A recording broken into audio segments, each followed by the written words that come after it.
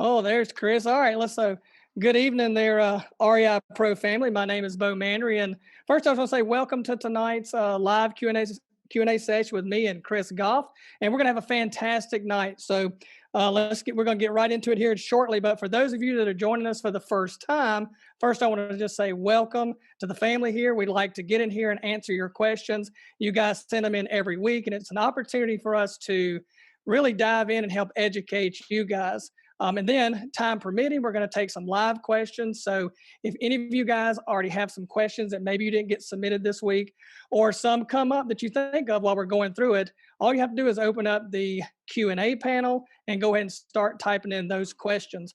Looks like I see Chris is on. Hey, Chris, can you see me? What's up, everyone? Oh my gosh, we got so much exciting things going on, and it's going to be a wonderful night. So, thank you guys so much for joining us. Awesome. Now I'm going to go ahead and let me switch screens here for just a minute. I want to show you guys something. And we told you about it last week. And if you probably already know, if you got an email from us today, we put out an update to REI Pro. And guess what? You guys have been asking for it, and now it's finally here. You can all batch skip trace. So I thought I would go ahead and take just a couple of minutes and show you guys how you're going to do that. One thing you may notice right off the bat is the menu at the top has changed. It used to say direct mail here. Well, now we got some more things coming, and this changes it up just a little bit. So now it will say marketing. So if you click on marketing, you will get the familiar, what used to be the direct mail dashboard. It's now going to be the marketing campaigns dashboard. And what's going to happen is everything works the same in Lead Pro, or if you upload a list, we're going to build a campaign. And the reason we switched it to marketing campaigns is now we're going to do more than just direct mail with this. So, for example, you may build a list of leads and you may want to order postcards, and all of your actions are still here. They're now just grouped underneath an actions button.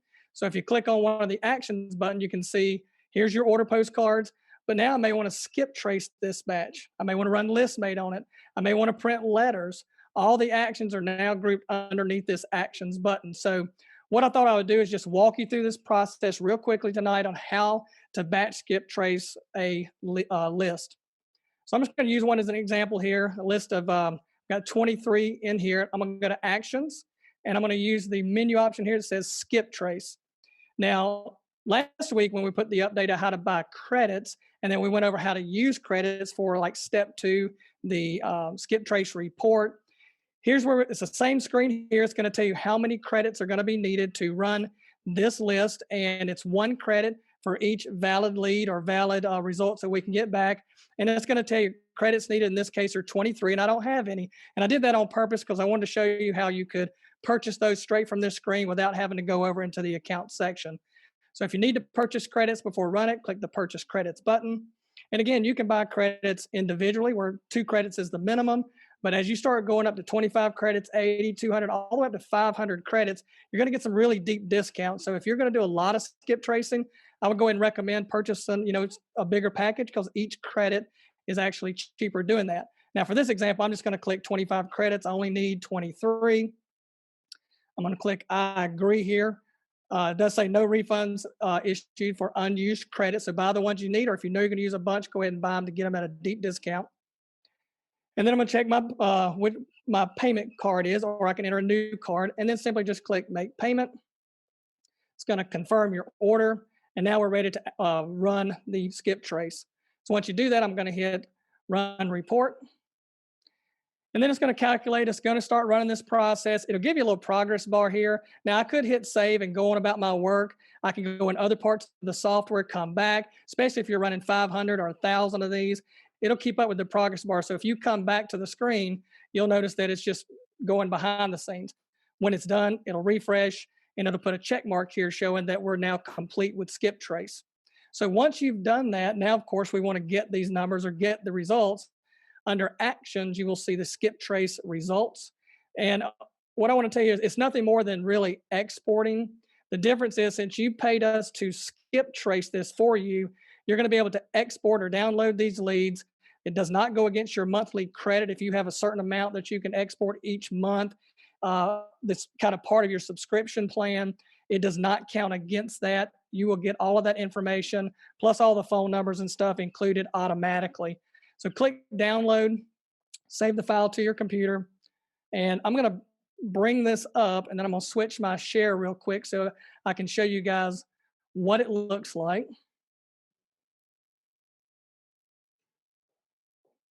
Okay, so here I have the exported campaigns, and if you scroll all the way over to the right, at the very end, you'll start to see phone numbers 1, the last time it was reported, phone numbers 2. Now, these are landlines. The first part will be any landlines that we find, any phone numbers, the last dates they may be reported, and we'll return up to 3 phone numbers that are landlines, and then we'll also return up to 3 mobile numbers, as well as any email addresses we find on file. And you can see it'll keep going. Some of these people had all the way up to 14 emails. So once you download and export it, you'll have all of that right there inside the file. Let me go ahead and switch screens back. All right, so that's how easy it is to batch, skip, trace, and export. And again, you can do multiple of these at the same time. I can have several of these running at the same time. They'll each have their own little progress bar. If somebody on your team starts the process and you come here, you may see a progress bar because it is all part of the team plan as well. But really, that's how easy it is to batch, skip, trace. And I know it's been something you guys have been asking for, and we're just happy to get this update out as well. Okay, so with that, I think I'm gonna go ahead and Chris, do you want to tell them anything about this upcoming episode I keep hearing about, this how to flip a crack house? Yeah, let me just I want to mention one thing there, Bo, is when you do the bulk skip trace, it's 1 credit, but if you're in step 2 of a property, it's 2 credits because we actually pull the full report in step 2. If you just are looking for the phone numbers and email, like we said, we're going to do up to 3 landlines, 3 cell phones, and any emails returned. Then you can go the bulk rate, and it's only 1 credit. So I just wanted to clarify that for everybody. Yeah, that's good to clarify that. And also, if for some reason we cannot find any phone numbers, any email addresses, or anything, we don't actually use a credit. And also, if you're on one of those plans, that we issue you free credits each month. When you go to run this, it will always use your free credits first. Even if you have some credits that you've paid for in the past, it will use up the free credits first before using any that you've purchased. Okay, can you see my dashboard now? I can see you took over the screen. Yes. So, you got to take control in this business. That's the That's right. thing, right? So, yeah. So, if you don't know, we just released the final episode, number 7 of our lease option training. So, if you haven't seen that, definitely go do that.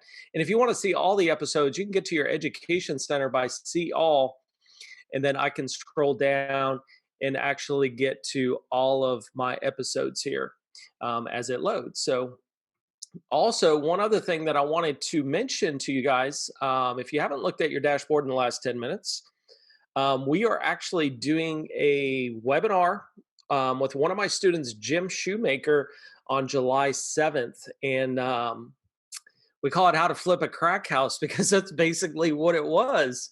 And I'm going to interview Jim. He's going to walk us through the process of how he found it. We've got tons of pictures before and after, and some surprises through the way. And as we say, lessons learned, the good, the bad, and the ugly. So if you want to register for that, it is free. It is open to the public as well as, of course, you guys. Just click that register button and get registered for that. So it's going to be in a couple of weeks.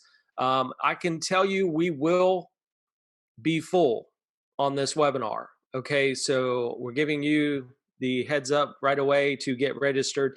The webinar only holds certain amount of people, so you definitely want to. It's going to be very entertaining, I can assure you on that. So I think we're ready, Bo. All right, we're ready. We're going to go ahead and dive in with the first question. Now, this first question comes from Denisa, and it's actually a 5-part question. So, Chris, I thought I'd just go ahead and I'll read the first. I'll just read each five of them. We'll answer them as we go down instead of trying to read all five of them. So she Yep. just says, "Hello guys, I have five important questions regarding the Deal Pro function." And her first question is, can you discuss where to utilize the Deal Pro function in the 10 executable steps system? Yes. So it's always a good question, actually, is, number one, what's the difference between it? I always look at step four as that's what I can pay the seller. Where when I look at Deal Pro, I'm going to analyze that whole situation from how I'm acquiring it to what's my exit strategy. How am I going to get rid of it? So um, just look at step four is really about making the offer and determining what is that best offer. Because if you go into Deal Pro, let me just pull up one of these properties here. And if I did a purchase sell as just an example, it's going to say estimated purchase price on what you're paying. Well, if I go through step four, that's going to tell you exactly what you can pay the owner. Okay, so once I go through step four and actually create the offer, I can then carry this over as well. Now, with that being said, you could use it at any time, technically, because it is a little more detailed on some of the expenses and so forth. The only thing I wouldn't know is that exact purchase price. So, this is a great tool to analyze. If I know that I want to buy this property, I can say, okay, my exit strategy would be this. Here's my return. Or I want to say, I want to rent it. Here's my return. Or I could lease option it or seller finance it. And you can analyze, okay, what would be the best exit strategy? Now, if you're the investor that just goes in and says, well, Chris, all I do is wholesale. Well, it's pretty simple. You just click on wholesale. Wholesale, I would definitely use step four to say, okay, what could I pay the offer? And then I can plug those numbers in here and say, okay, what would my return be if I wholesaled that back out? So you could do both. It's just, I look at step four as that's how you make the offer. All right. So number two of her five questions. After we have signed the purchase agreement with the owner and we filed the affidavit of memorandum, would we then utilize the Deal Pro function to figure out the type of buyer we're going to market to? No. So we want to determine what our exit strategy is, meaning how are we going to get rid of it before we actually even make the offer to the seller.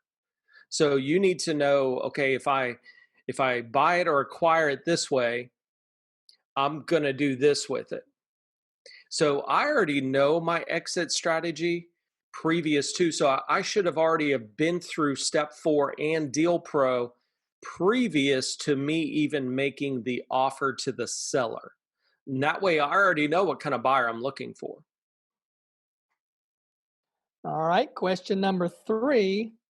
Is it wise to figure out our exit strategy via Deal Pro before starting the process of locating a buyer? And I think I just probably answered that already. Yeah. All right. Number Of four. course. Will Deal Pro help us understand the type of buyer we need and why? So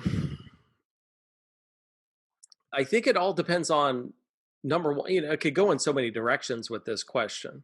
Mm, And that's the thing. So if I know that I'm going to buy the house with my money or hard money lender, private lender, and I know that I'm going to sell it, then I've identified that buyer. If I know that I'm on lease option, I've identified that buyer. So I'm going to know pretty much what I'm going to do with the property prior to even making the offer again. So if I already know what strategy I'm going to use after if I can buy it this way, then I already understand what kind of buyer that I'm actually looking for. So, what is the best strategy? Well, I think at the end of the day, it really comes down to if you're wholesaling it, there is only one exit strategy, and that's wholesaling it. If I buy it, I think it's more of a personal. If you said, "Hey, Chris, I need to make a bunch of money real quick," okay, well then just fix it up and sell it. If you said, well, I want to hold on to this long term, I don't really need that much money, I want to use it as an asset, we'll just rent it. Well, so you kind of go through this personal, what is it that you want out of the property? Which strategy would be more financial based on your personal needs? Where, if you sell or financed it, by far you would make more money at the end of the day, but you're not, it's going to be over a period of time. So I think you have to look at, and understand the strategy that you want to do in the beginning. And that's ultimately going to tell you what kind of buyer you're going to do. Gotcha. Okay, number 5. Will you walk us through an example of the 10 executable steps system that incorporates Deal Pro? Thanks, guys. Well, like I said, you're gonna hit Deal Pro right after you get through step 4. Okay, so again, depending on what you're doing in the business, what strategy you're working, what you're trying to do, we always talk about, hey, I'm gonna just go to the seller, find out their situation. So I'm gonna get all the details here. This particular property just happens to be a foreclosure, so it's gonna be a little bit different. Then I'm going to contact that seller, depending on what type of property. Again, I'm not going to contact the bank in this. I'm going to contact the owner unless it's already bank owned. Then I'm actually going to, if that looks like a deal, I'm going to go through the property inspection. And this is where Deal Pro is going to come in. So I'm going to calculate my offer in step 4 if the seller's going, if all they're willing to take is a cash offer, meaning that they want to be paid in one lump sum. I have to go through this cash offer. Otherwise, I'd go through my lease option and seller finance offer. Once I determine that I know that my maximum offer on this particular property is 24,000, I like to start this off a little less. Like I might go 22,675, something crazy, something off the wall. So people go, oh my gosh, that's an odd number. There must be a reason why they came up with that number. So if I make this offer and it's accepted, and just say under the assumption that it's accepted because I haven't actually made the offer at this point, I'm going to go back up to Deal Pro, and you can just click the menu tools. You can click on Deal Pro and say, okay, if I bought this and sold this, now I know that that number's got to be, what was it, 675? I know that I can run everything else from this one number now. And it's just really filling in the blanks here. And that's going to say, okay, if I sold it, flipped it, bought it and bought it low, fixed it up and sold it, I'd run this scenario. I could rent it, I could run that scenario. I could lease option it, run that scenario, and seller finance it, run that scenario, and figure out what would be the best for me. And like I said, if you need money, like right now, you would sell it. If you don't want to sell it and you just want to use it as an asset, maybe something big's coming in down the road, you'd rent it. If you want to just bring in a bigger pool of buyers and get full price for this and not have to pay real estate commissions, you might want to lease option it for 12 months. If you want to just hold on to this and finance it out and make a lot more money, you'd go the seller finance route. So I think it's very individual on what you're going to do with it as your exit strategy. Good answers. All right, so the next question comes in from Bobby. Once we are locked into a deal, are you using a software platform to manage your various leases, your payments, credits, and so on? Well, Bobby, I'm familiar with some products out there. I mean, some of them like Rent Manager, and I've got some property managers in other states that use Rent Manager, and they send me those types of reports. Personally, the ones that I manage, especially ones on the lease options, I just use QuickBooks.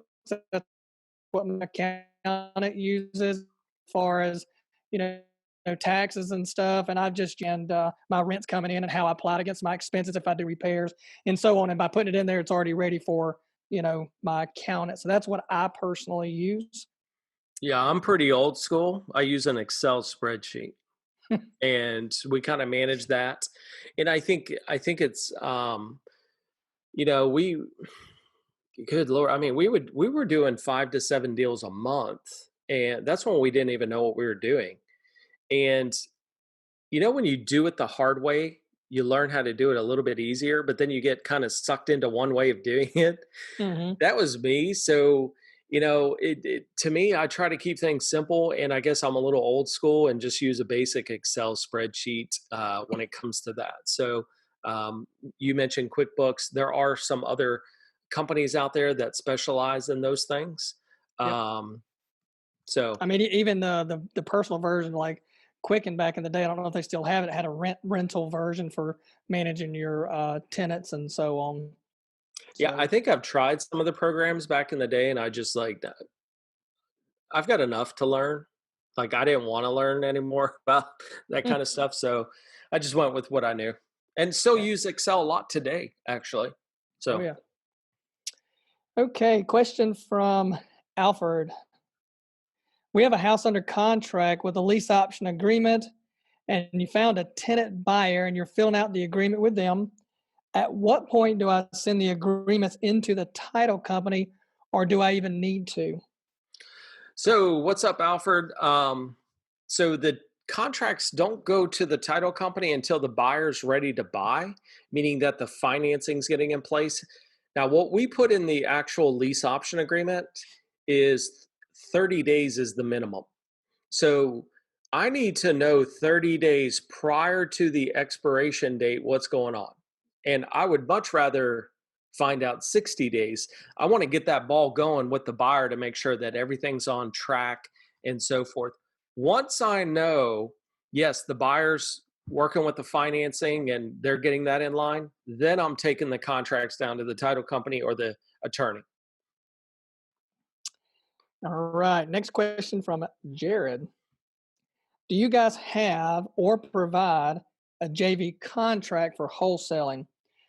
We don't specifically have a JV contract per se for wholesaling inside of REI Pro like some of the other contract sections. Now, we do partner with Rocket Lawyer, and they just have tons and tons of contracts in almost every situation. I see Chris is going over to the My Office section, and you can go into their legal library. You can start a business, and in their legal library, we've broken down all their contracts, even into business law, from intellectual property, state planning, and so on, as well as all the rental agreements. In here, you will find something simple as a promissory note that you could use.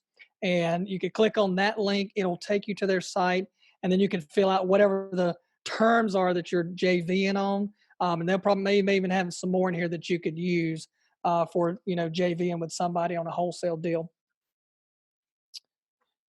Okay, question from Bobby. In regards to the contract language, quote, total lease amount, are we saying we will pay the seller the total sum of the lease, even if we exercise the option to buy it sooner? Are we obligating this amount to the seller, and would this be a litigation subject if it wasn't clear? Right. So actually, it's a great question. When you read the contract, it's here's the total leased amount. And the reason why we put that in there, Bobby, is because the actual original term states that it's going to go all the way out. So we have to put the full lease amount in it. The other part of the contract, though, is what I call the option part.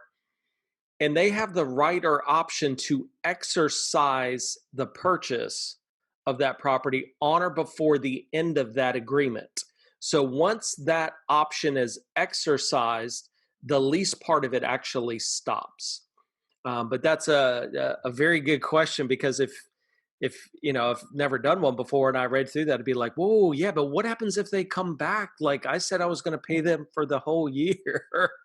um, so, anyways, hopefully that clarified it for you. Yep. Okay, so Dion wants to know, what is a strategy that I can follow to stay on track after working a secular job? It appears that I'm not getting far with my investing since I have no real process. Well, Dion, I'd say that number one, it's great that you're an REI Pro because you can follow these executable steps and kind of walk you through this process. But also, look, I would say just getting started, one of the easiest and the least time consuming methods is going to be wholesaling. I would say start in wholesaling because that's going to be the easiest, least time consuming part. And especially if you're trying to work another job and try to learn this and try to do your business, that's definitely the easiest of all the strategies. And here's where I would say things like, building a marketing campaign, running a vacant lead source in our Lead Pro, and then sending out some direct mail since time is short. Maybe you don't have a lot of time to drive around and look for some. You can definitely send out that direct mail. Also, the new batch skip trace. You can skip trace these numbers, and then that'll quickly be able to just call and talk to the seller directly about putting a deal together. So I'd recommend the wholesaling route for you in combination with some of the direct mail and the marketing techniques. Yeah, and that's actually our next training. I'm updating the entire wholesale. So the wholesaling training series is uh, so it's kind of perfect.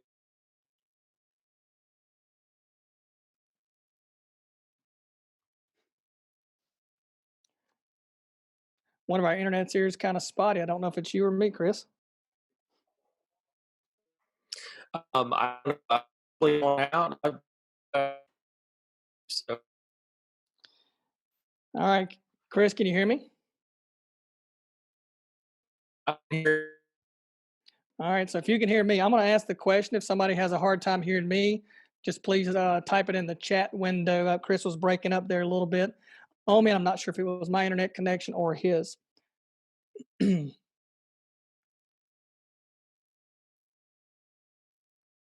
right, I'm going to jump in. Maybe I'll go back to sharing my screen. And let me open up my chat window here. All right, let's see. It's Chris's, I think John saying. So you guys can hear me okay and you can see my screen okay? Yeah, I think he actually fell off. Maybe he'll come back at 10. We'll actually see. If not, but we'll just kind of go ahead and drudge forward a little bit. All right, so this next question is coming in from Dion. All right, Dion says, can you make the videos automatically go to the next video without us having to manually do it? So for instance, if I'm working on pre-foreclosures, can all of those related videos be viewed back to back automatically? Not at this time, Dion. I'm assuming you're talking about in the education center where we have all the education on the pre-foreclosure series 1, 2, and 3, and so on. You can't really play them all back to back, but you definitely can play all of those in there, but just can't automate. We don't automate it going forward like that. I think I see Chris back. Chris, are you back with us? I'm just term break. Oh no. Yeah, I can kind of hear you here. Let's just see. They make you you're back in, I think. You hear me? I can hear you just fine.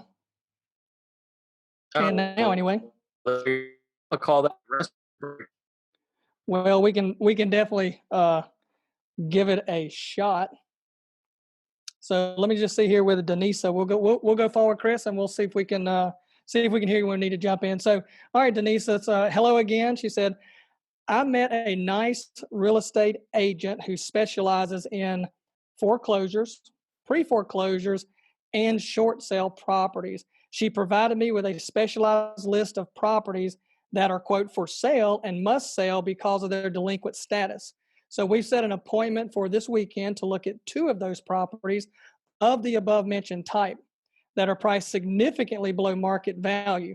And once I'm ready to make my 3 offers, do I make them to the nice real estate agent? Do I contact the property owners and make my offer to them, or both? And then the question's why or why not? Best regards, Denisa. Well, Denise, I'd say first off, I'm not real sure which particular ones that you're talking about here because you mentioned that you got foreclosures, pre-foreclosures, short sales. Now, we'll say if these are short sales, then you really can't make three offers because this is already something that's going to the bank. The bank's willing to accept a discounted price to kind of clear this thing out so they don't have to go all the way through the foreclosure. And a short sale is not a short process. It's actually a long process. I've done one of these, and there's a lot of paperwork back and forth with the bank to be able to get this offer in and get it accepted. So if these are short sales, you're not really going to make, three offers. And again, if this is going through foreclosure or it's going through pre-foreclosure, generally, I know you could wholesale a pre-foreclosure. Chris has a great video on how to actually go about, doing that, but you're not really going to make an offer for lease option in a foreclosure. They're already in a state where they haven't made up the back payments and they're getting ready to lose their house. So in general, you're going to go in there with a seller finance offer and we're going to make up those back payments. We're going to then turn around and fix up the property and then we're going to sell it off. So you wouldn't really be making three offers in that case, especially not with the short sale. So hopefully that answers your question there. And I think Chris is struggling with his internet trying to get on tonight, but I see he's back on again. Can you hear me? I can hear you. Hey, go ahead and read the question. Hold on. I'm going to be right back. Okay. All right. Well, I'm going to go ahead and read the question again. Maybe he wants to chime in on some of that stuff. It was from Denisa. She said, "Hello again. I met a nice real estate agent who specializes in foreclosures, pre-foreclosures, and short sale properties. She provided me with a specialized list of properties that are, quote, for sale, and they must sell because of their delinquent status. We've set an appointment for this weekend to look at two properties of the above mentioned type that are priced significantly below the market value. Once I'm ready with my three offers, do I make them to that nice real estate agent? Do I contact the property owners and make my offers to them? Or do I do it to both? And why or why not would be her question." Okay, hold on a second. I'm back. These kids in the PlayStation, they take up all this bandwidth. I'm like, you got to turn it off. Is that what they were doing? Your kids are just Jesus. sucking your bandwidth down? Oh my gosh, those things just eat up so much stuff. So, my first question to this was, are they short sales? That was my question to her too. Right. So I think that's the biggest question. Obviously, you can't make three offers on that if it is a short sale, because the bank's going to want you to buy the property anyways. So it's mostly going to be a cash offer. You could structure a wholesale deal on it, but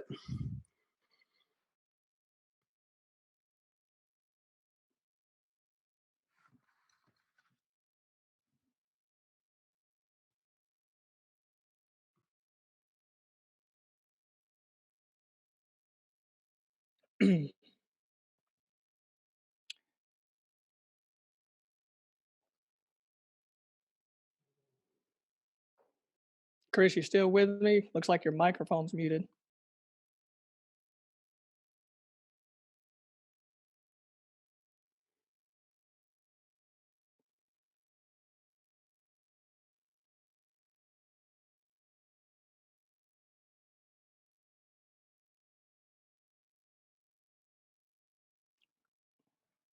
Not sure. I was just trying to give Chris here a minute. You guys still hearing me okay? Somebody in the chat window, maybe? I think Samara's saying, yeah, we lost him again. Thanks, Hector. I'm glad you can hear me. I think he's coming back now. We're just struggling a little bit with Chris's technology tonight, I see. someone's got to struggle, apparently, right? Yeah. All right, I changed the internet, so let's try this. You're sounding loud and clear now. All right, so Okay, the next good. question is from Bobby. What is the best way to organize REI Pro for the best workflow? In other words, after the lead pro search, transfer the result to a direct mail, then how do we mark follow up and keep things organized? At what point are we putting them in properties? So far, I've been adding to properties and in the properties tab and running comps, looking up values, etc. I use the follow up button, the notes, and other items, but still haven't really found a good workflow system. Gotcha. So there's a few things here, and the very first thing, let me see if I can change the screen here and get on mine. So, all right, Yep. do you see this? Yeah, we can see you. Okay, so if I'm looking for let's say that I'm driving around. Let's take one example for a second. If I'm driving around and driving for dollars and I'm picking up properties, the very first thing that I do is I go to quick lookup. Okay. And the very first thing that I look at is, does the owner actually live there if I think it's vacant? Right. So vacant properties are a great thing to look for. If the property is vacant, meaning that the tax bill is different than the subject property, then I'm going to add it to REI Pro, and I'm going to do one of two things with the property. So let's just pull this property up here. So one of two things. The first thing I'm going to do is just do some basic due diligence looking at this, but I need to contact the seller. That's going to be the very first thing. So I'm going to run a phone number. If I can't get a phone number, I'm going to go to print letter, and I'm going to print this letter right here, property owner letter. And I'm going to then, I can tag this property or put it in a classification, more of a follow up back here. So I could say, hey, I need to follow up with this property here. That's one way of doing it. So there's a lot of different ways that you could do this. I could actually change the status of this property as well. And then you can even create some of those statuses that, hey, I sent this letter, I did this, however you want to label it. So if I call the owner, we'll start there, and it looks like a deal, then great. The property is already saved to my properties. I can then start following the executable steps. If I can't get a phone number or I can't get a hold of somebody and I send a letter or move it to direct mail, and maybe I want to do it in bulk so I could build a campaign here and keep adding properties and then do a one bulk mailing, I can do it that way as well. If I use Lead Pro and I'm doing mass mailings, I don't save any property to the system, meaning property section right here, until I know that it's a deal or I know someone's interested in selling, and then I start working the deal. So in general, how I look at it is any property that's saved into my properties are properties that I'm actually working. Then what I would do, if I've got a bunch of properties that I'm working, I'm going to go in, I can set up follow-up dates with these properties here. So when I'm in my property section, I want to just go and look at those. I can actually click search for those particular follow-ups, and you can see like this particular one's in a follow-up. Okay. One Yeah, thing and that I'll, or you can go ahead, Bo. well, I was just going to jump in when you were talking about searching there. Also, these dates with follow up also show on the dashboard, along with I think you're about to go into maybe this reminder section here, that as well as on the You calendar and could do the that too. dashboard. Yes. One of the personal things that I do, you have all these buttons up here. Again, reminders is there as well. So you can get to it from that point too. Another thing from the property screen is you could actually make your notes right here instead of actually going into the property too. Me personally, I like to, when I have properties that I sent a letter to, that's different than if I put it in a big campaign and I'm mailing out several. But I do like to change the actual status of this property. And I like to create my own statuses like sent letter. Okay, so if I gather a bunch of properties and I can't get a hold of the owner, I'm going to put those properties in a campaign. And then I'm going to change the status of those properties. And again, you could choose whatever status you want to call it. Then in 30 days, I'll come back and I'll say, okay, where's all these properties that I did not get a call from any of the letters or postcards that I sent out? I'm going to do it again. So then I'm going to direct mail them again. So I'll usually do that 2 to 3 times for every single property. Okay. I mean, back in the day, there wasn't as many leads to go pull like this quickly. So I would send 20 or 30 letters out a day. Then tomorrow I'd go find 20 or 30 more properties. I'd do this process over and over and over and over again. And I literally kept sending more direct mail out to the point where it was like, stop sending me mail. But in general, I like to only save the properties that I'm actually working. And I know a lot of people that import lists. You run it through Lead Pro, build these campaigns out. I'm not really going to take any of those properties and save them to my properties because I don't want to clutter up my property section until the owner calls me back from a direct mail piece. Or I go in and do a bulk skip trace, which is a great feature now, and I start calling these people in bulk. Then if someone bites, then I'm going to move that property into my property section, and then I'm going to start working that. Some people love the favorite. You know, you can say, okay, what does that favorite mean to you, just by hearting those, and then you can actually where is it? It's under, I think it's under other. Yeah, I just missed it. You can then sort them.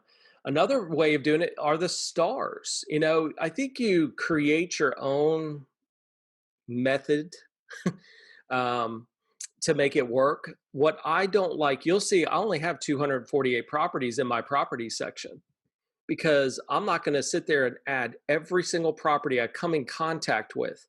You know, I always told Bo, I just delete them. And Mhm. Bo's like, no, don't delete, just archive them. I'm like, no, if it's not a deal, it's not a deal. I delete. You know, Bo's the engineer, and he's like, no, you don't delete anything, you archive it. So I just don't want to clutter up this particular. I'm going to keep doing that same thing, what I just told you. I'm going to change the status. I'm going to set the follow up, and I'm going to keep doing that until I talk to someone. Now, if I call someone and it's not a deal, I just move on. Another thing you could do is follow up with them in 30 days, because if they say, well, no, I'm not interested in selling, I could set a follow up flag, follow up with them. And I know, hey, you know, my name's Chris. I was calling, I talked to you about 30 days ago. Just wanted to see if you should change your mind about selling your property. So I think it depends on how you want to run it. But in general, the one downside that I see a lot of users doing is they'll put like thousands of properties in this section. And I really wouldn't do that. I would move those to a campaign now, and I'm either direct mail or I'm calling. It's one of those two. You got to get a hold of the owner somehow. Those are going to be the two top ways of doing it. Mhm.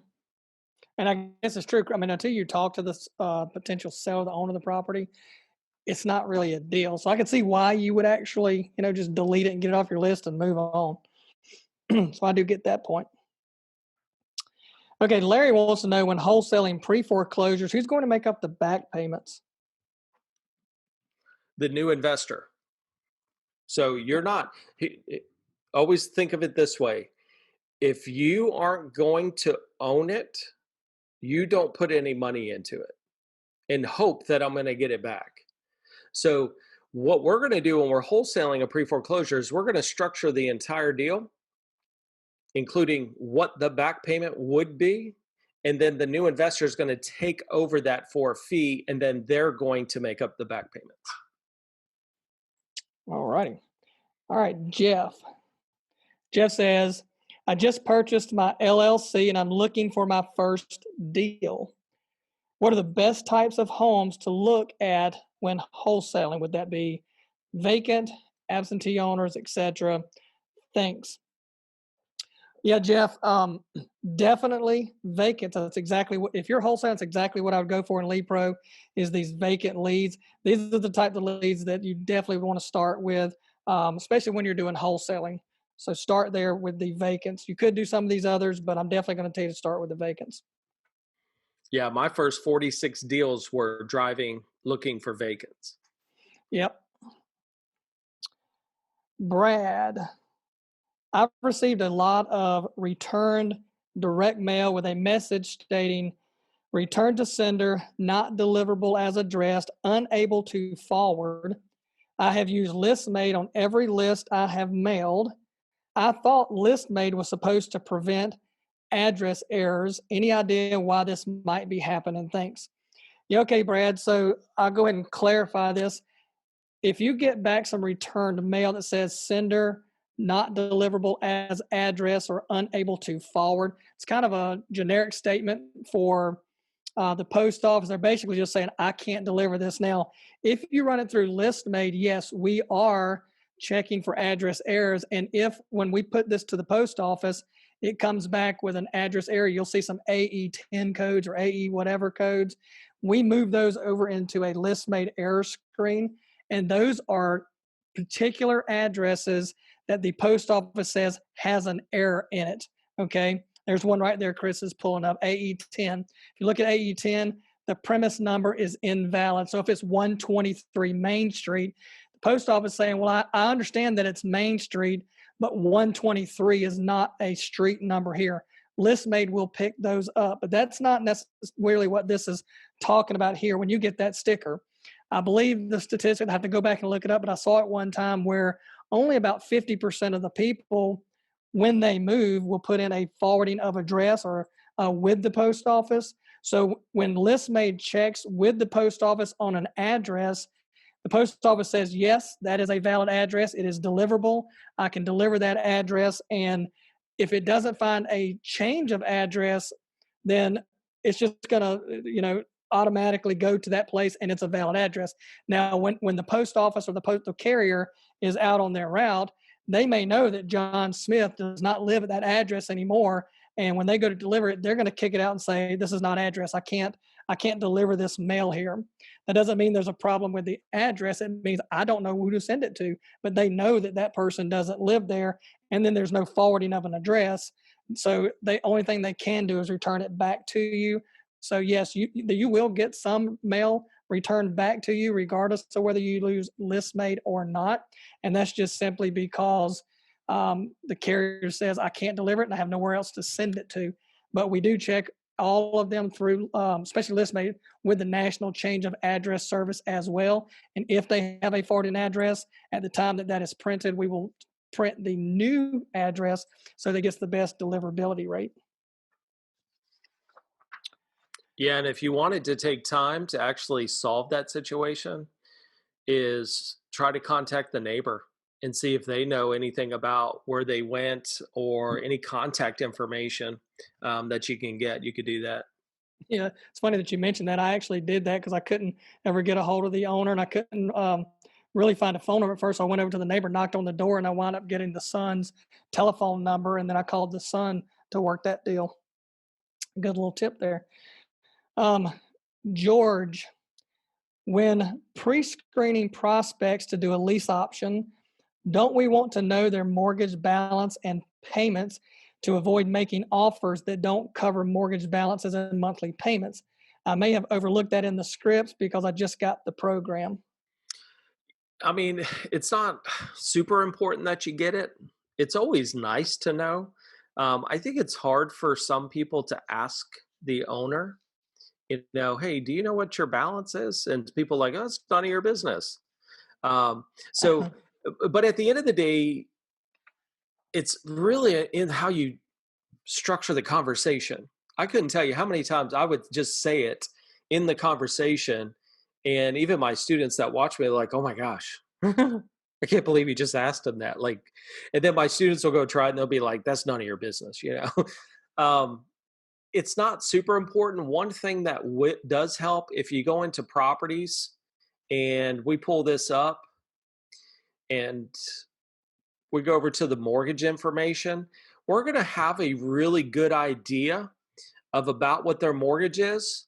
Plus, you can also look at the potential equity because we actually take the value of what it is today against what their original loan was and what was the going interest rate at that time. And then we amortize that behind the scenes to give you a more accurate potential equity.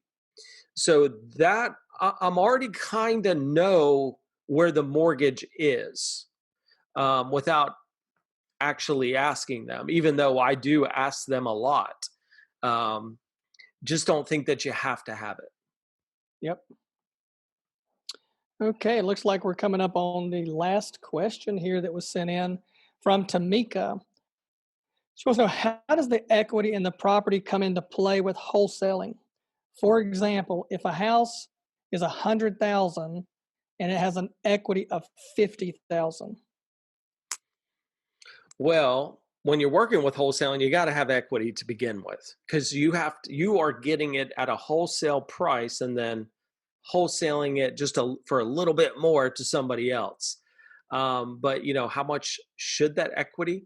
It's really going to come down to the repairs, because there's a lot of times, where if the house is worth 100 and there's 50,000 in equity, it could take 50,000 in repairs to even get it up to what it's worth. So I know that I couldn't buy it at that number. I'd actually have to come in lower in order for profits and other expenses and so forth. So the best thing to do to really figure out, is this a wholesale deal or not, is to go through this cash offer formula. This will tell you exactly what you can pay for it. So as an example, if I went in and said it's a $100,000 home and it needed 35,000 in repairs, and I'm just going to throw some of these numbers in here without explaining it, but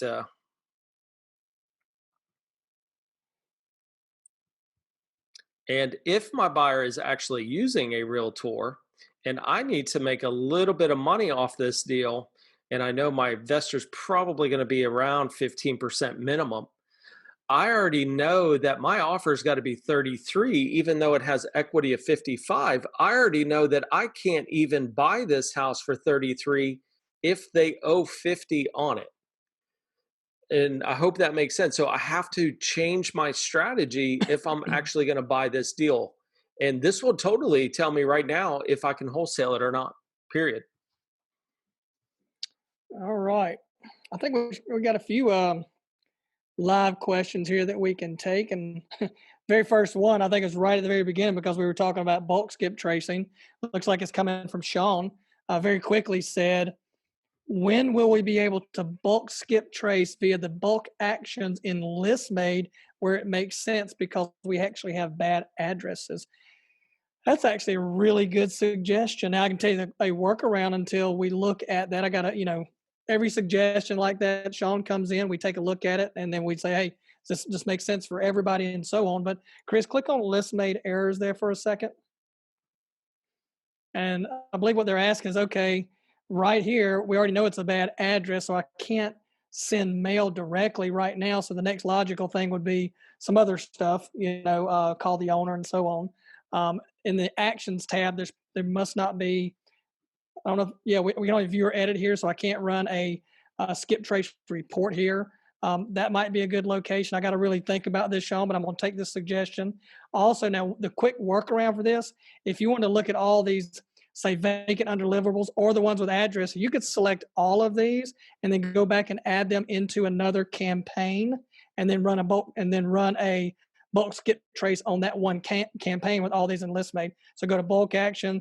It says add to direct mail campaign right there. That needs to be switched to add to marketing campaign. And then that would add a new campaign in your marketing campaign dashboard. And then you could specifically skip trace all the ones that had list made errors. So that Yeah, would be one that's what you would. workaround.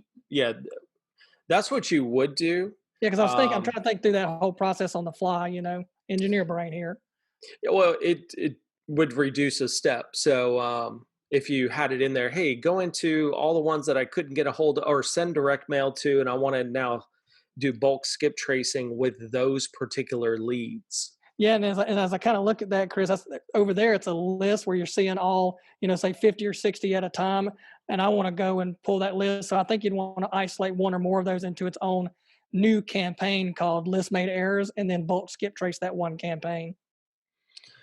Yeah, generally, obviously, you think of step one. I'm either going to do direct mail or I'm going to do skip trace. If I do direct mail and don't hear back, then I'll do skip trace, or I do skip trace, don't hear back, I do direct mail. It's one of the two. It's trying to kind of blend those two together a little bit, because list made, it to me is a requirement before I even do any kind of mailings. I want to make sure the Mhm. list could get as cleaned as best as possible before I even waste money sending out the postcards, because I already know I'm going to get some return. I mean, there's going to be a small percentage of return mail no matter what. And so it's just trying to blend the two, maybe. Yeah, I think so. Okay, next question from Samara.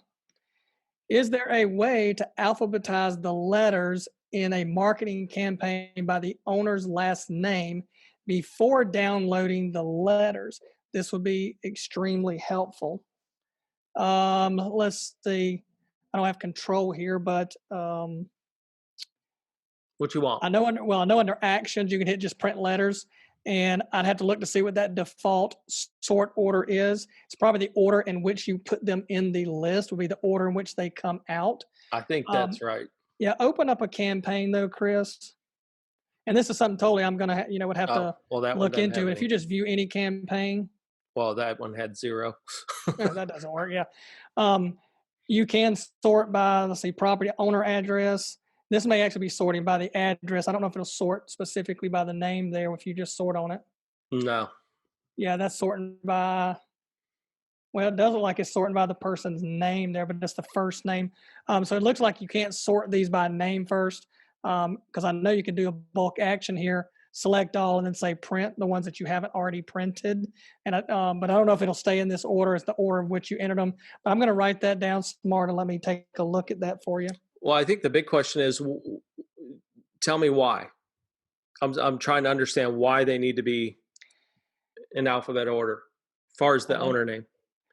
Don't If know she unless could, they just want it in an order name just logically. I know one thing that we do is when you hit print letters, and maybe this will answer it because we had this request from somebody. When you print the letters from the previous screen, they wanted to be able to export that same list in the same order because they would use that as a mail merge feature to print address labels or print envelopes on the outside.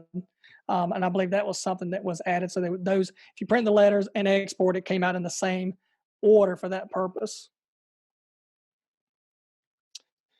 Okay. George, and I believe this is also Jeff, looks like has the same or basically same related question. George says, when does the pre-foreclosure list come out every month? And Jeff says, when do you update the pre-foreclosure list? Does it depend on my county? Actually, we update Monday through Friday, and we're receiving pre-foreclosure leads all over the country 5 days a week. Now, to your question, Jeff, some of it could be county dependent. If you're in a very rural county where you don't have a lot of pre-foreclosure activity going on, those may not be fed in every single day. Whereas I do see in some of the larger counties, we see them coming in every single day. So some of it could be county specific as to how frequent, but we are getting feeds from all over the country every single day. Okay, Alfred says, can you use Lead Pro and then bulk skip trace the cash buyers and then transfer those buyer to the buyer's list? Yes, you could use Lead Pro, and then yes, you could put that in a campaign and bulk skip trace that. If it will say a cash buyer list, you would not be able to say select all and then transfer those into a buyer's list. That's not a feature right now of the Lead Pro section. Okay. Sean wants to know, can you add a way to search by name in addition to the address in the campaigns? Yes, I believe that's actually already on the drawing board, Sean. I believe that's already something that has come up and is actually in the works. And where they're talking about there, Chris, and if you go to marketing. Oh, I just got back, so Go to marketing. I didn't even hear the question. The question was where it says search by address across all campaigns. Sean will know if we could add search by name. And I was telling that's already something in the works. It's something that we have had recommended. I know it's already actively being worked on. Yep. Okay. Samara says, yeah, she does do mail merge. So alpha by last name would be helpful. She was clarifying that. And then it saves a step for her than having to manually alphabetize the letters once she prints them. And thanks for looking into this. She sent me 3 right in a row there. Gotcha. So that's just the way I think she does it. Likes to see it in alphabetical order.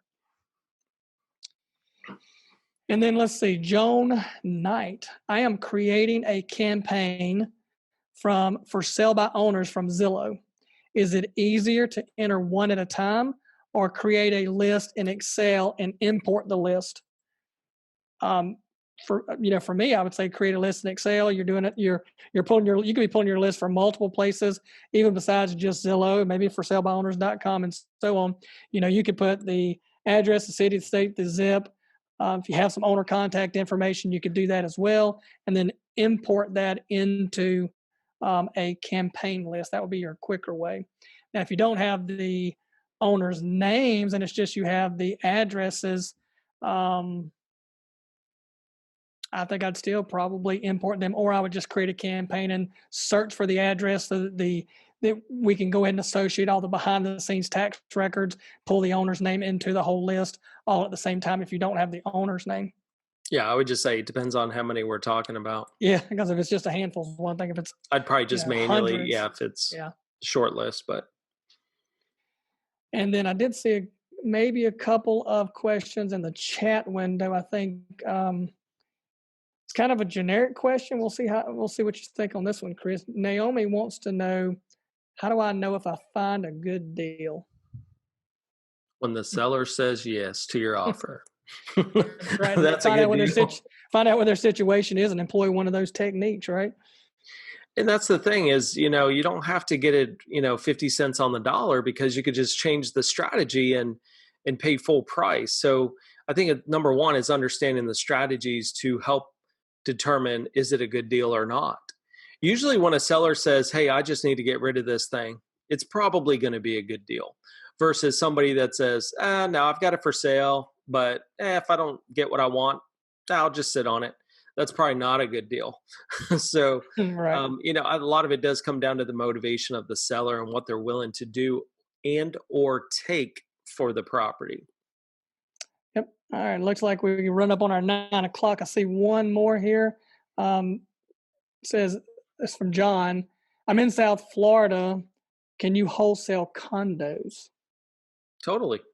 You Exactly. could wholesale anything, just about anything real estate related. As far as being distant, generally, I like to have at least a friend or somebody to at least look at the property. But at the end of the day, wholesaling, you got to get a good deal. It's not as important as if you were to say lease option from a distance, but you can definitely do it. Yeah, and Jeff says last question. We'll see. Yeah.